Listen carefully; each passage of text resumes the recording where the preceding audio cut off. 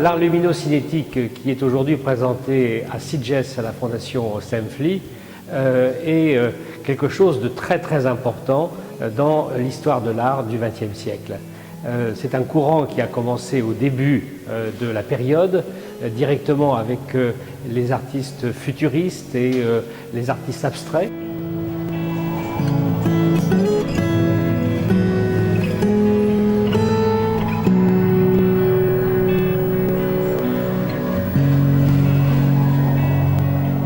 Fa gairebé un any que el meu amic Serge Lemoine em va comentar que prepararia una exposició al Gran Palais de París que es diu Dynamo i que és sobre l'art cinètic i luminós. Em va comentar com el Serge fa part del comitè de la Fundació si féssim una petita exposició a la Fundació STEMFLI a Sitges. Al principi vaig dir que fantàstic, és interessantíssim, perquè sobretot aquestes obres, aquesta tendència de l'art que ja té molts anys, no va ser mai exposat en cap museu de Catalunya i seria una primera vegada que hi ha de més a Sitges.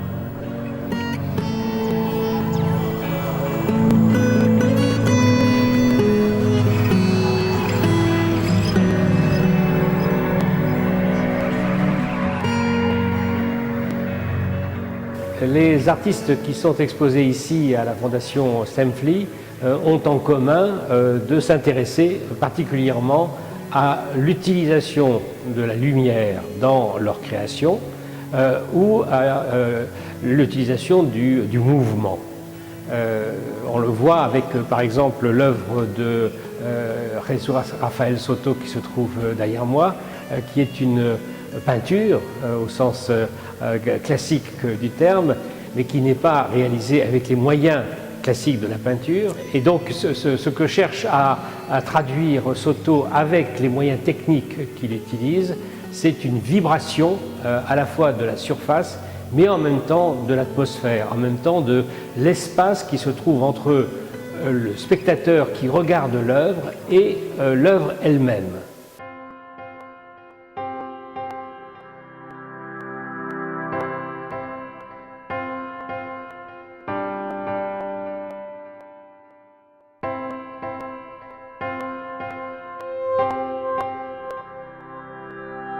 Això és història i va començar amb artistes russos i avui dia tenim un artista que és el Crespin, que va fer una instal·lació particularment per aquí Sitges.